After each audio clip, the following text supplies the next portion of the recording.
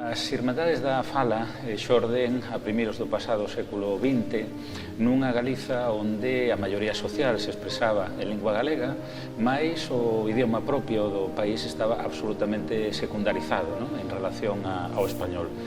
E as escolas de ensino de Ángel Casal lo quixeron ser unha especie de vacina ou de alternativa